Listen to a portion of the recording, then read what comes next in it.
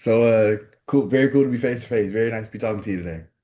It's good to meet you. So first off, Xavier Carwell for the Hollywood Times, and it's very nice to be here, sir. How you doing today? I'm good. I'm good. Thank you for having me.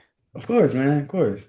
So, first, I have been doing like a little research, into you to prepare for this interview. So, I've seen you've done a lot of appearances on the Harland Highway podcast. Yeah. Yeah, Could yeah.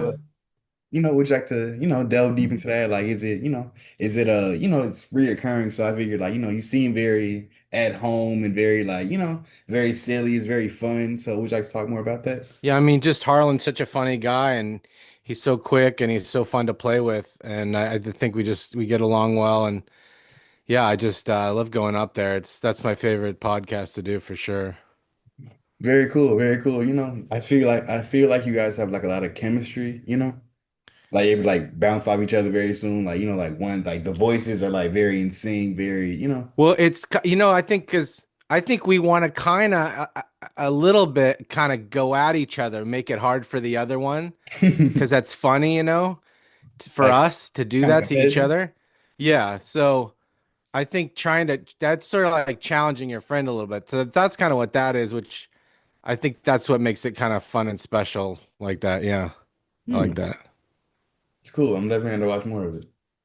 But another thing I wanted to get into, when I was make sure researching, having like a full, because like like I know, of course, the first thing that pops out was like SNL, but like I'm sure like a lot more, like Mad TV, like you're the first, I believe you're the first comedian, first actor in general to be on both shows, right?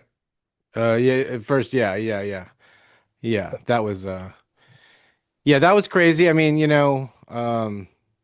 it's such a long story, but I'll just basically say like, yeah, well, one thing didn't work out and then you end up getting to go to the other thing and when you thought you'd never have a shot at doing that. So those kind of like it's kind of like a redemption kind of thing. So um yeah, it's those are great times. I wasn't on Mad TV very long, just a few shows.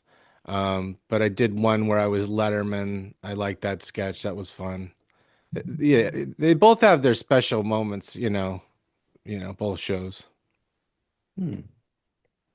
So I know you're most known for the I'm sorry, I'm not most known, but I know like I feel like Drunk Girl is very iconic. Oh, thank you. Oh, yeah. Of It's course. based on my father, who was a cross dresser, and I can't get into that right now. But no, it just this. So it started from this girl that was in the crowd when I was in San Diego. I was doing a show out there, and I couldn't. She just would kept talking and yelling, and I couldn't stop her. So I just started doing an impression of her to her, and that's the only thing that could turn it around. So that was about 6 months before got the SNL thing. So yeah, I yeah, think yeah, yeah. I hate you. Shut up. Do you know who you are? Do you want to know you? Get the out of here. that's Why are you doing? Get out of here. She doesn't like you. Bottom line, you don't even know me. It was very funny. I could tell, like when I was watching the clips of it, I could see the other cast members had to hold it in. It was very Yeah, they funny. did. Yeah, thanks. Of course. Yeah, those are good times. It's very cool how like how how you the it was inspired by something in real life. Like it wasn't just like you weren't just sitting in a room and thought of Drunk Girl. Yeah, I think that's yeah. cool. Yeah, real life came around. You just have to keep your eyes open when you see stuff.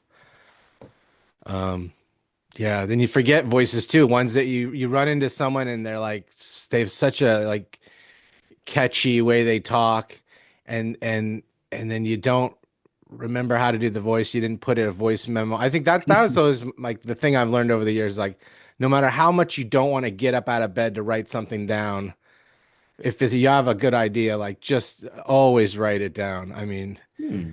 I think that's like, bare minimum. I mean, you're just kind of like being responsible. That's it. Yeah.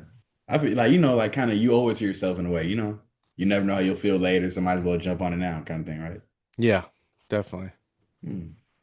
So I was thinking like being a comedian, kind of like, in this time, like, have you felt like maybe obviously not external, but like, have you felt like have you felt inclined to change your comedic style or like, change your content in any kind of way?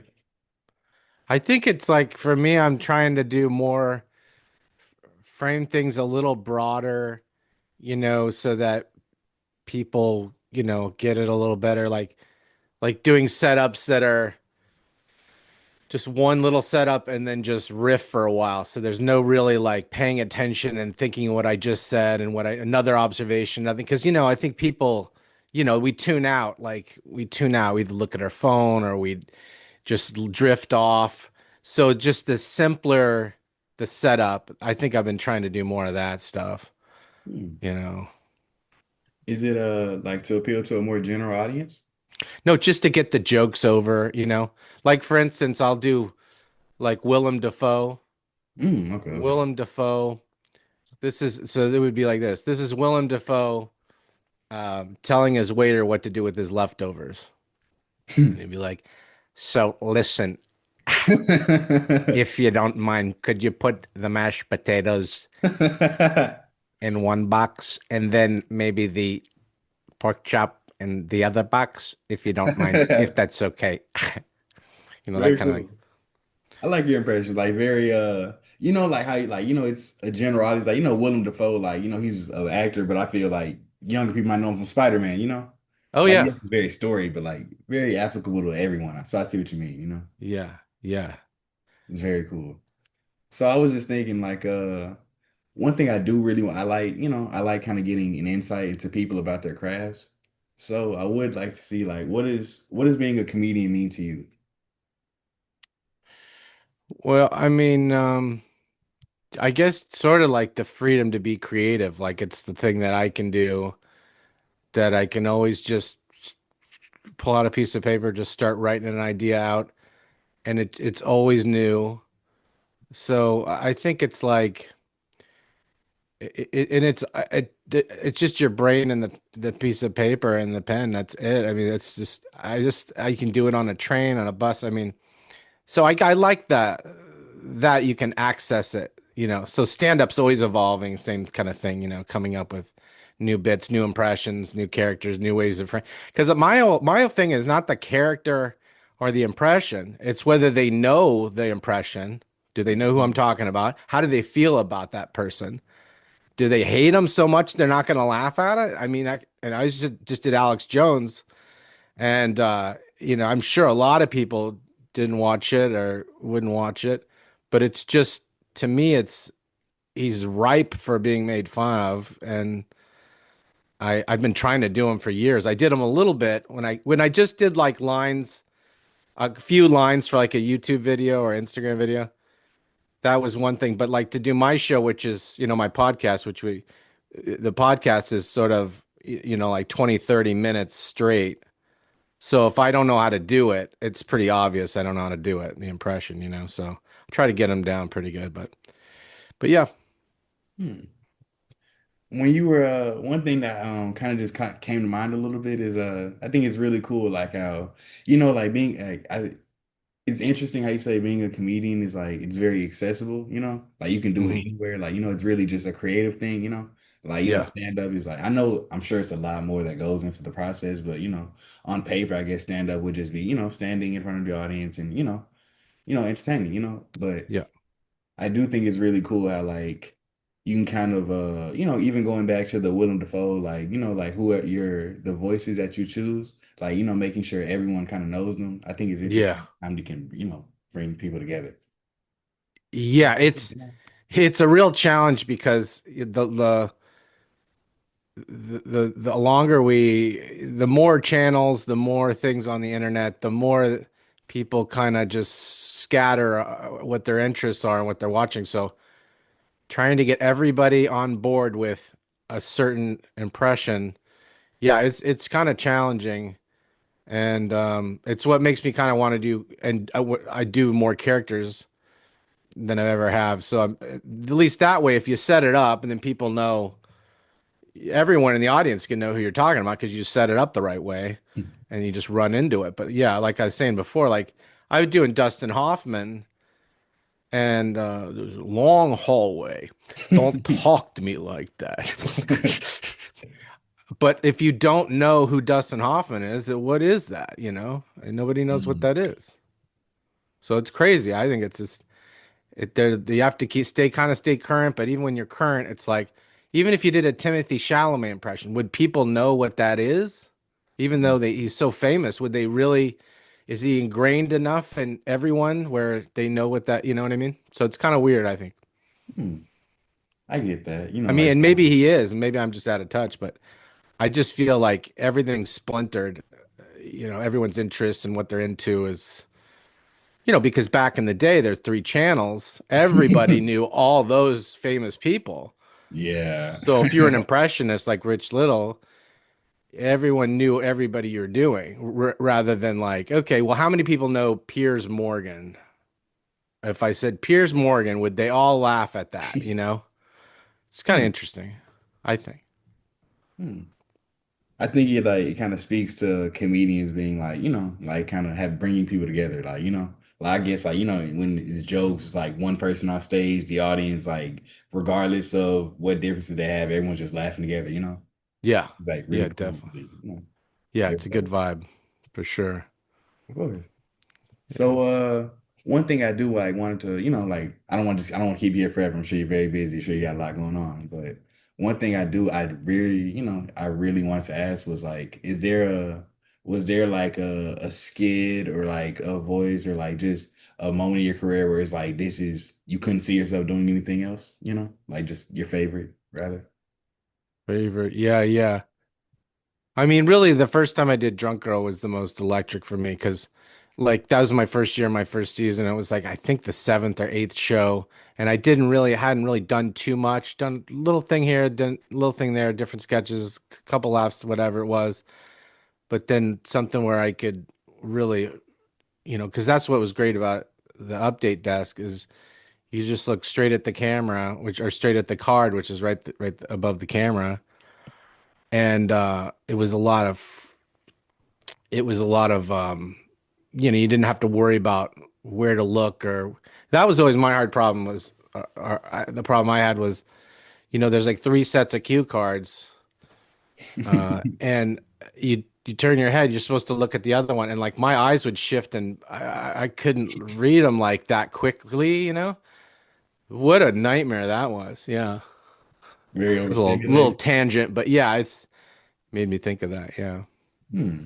Very challenging. But with the update thing, you could just look straight at the cards and, you know, not have to think, and it's the technical things you don't think about, you know, that you're gonna have to you just think, oh, I'll be funny and I'll do my best, and but there's a lot of technical stuff too.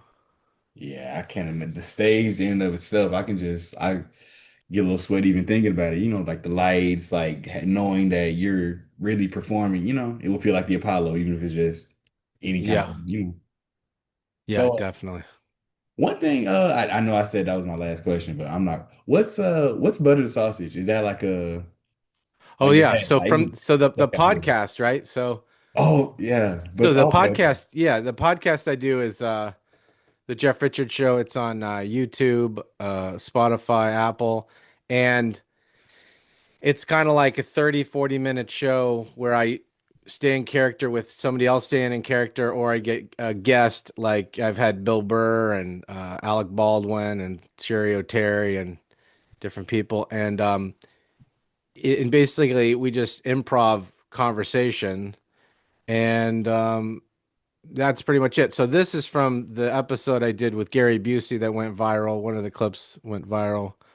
Let's talk about buttered sausage. Where does it come from? What does it do? Get it out of my face. I don't buy jam. I buy honey, and I kiss it on the lips. I feel So like if you want to get one of these, you can go to tastyjeff.com. I hate saying that site, but the other one isn't connected yet. So it's tastyjeff.com. And and that's pretty much how that goes. And the hat, yeah, you know, this is just it's your just topical hat. It's cross fibers. It's got the gold and yeah, I'm just screwing around, yeah. But it's fun. It's yeah, so that's it. Yeah. It's definitely an eye catcher, like butter sausage. It's like it really makes you think, like, huh? Like, what is that? So it's very cool. TastyJeff.com, right? For now, at Yeah. least. For now, yeah. Cool. So yeah, I really appreciate this. This has been very cool. Like, I feel like being able to like talk to someone who's been like a comedian for so long and like, had their hands in so many different pots when it comes to comedy, like whether it be sketch, voice, podcast, it's been very cool to talk to you, man. So I Very appreciate cool to you. talk to you too. Thank you for having me. And oh, I should just also say my Instagram is the Jeff Richards. I do a lot over there, but yeah, thanks for having me. Of course, man. Thank you. Okay, cool. You have a great one. You too. Bye bye.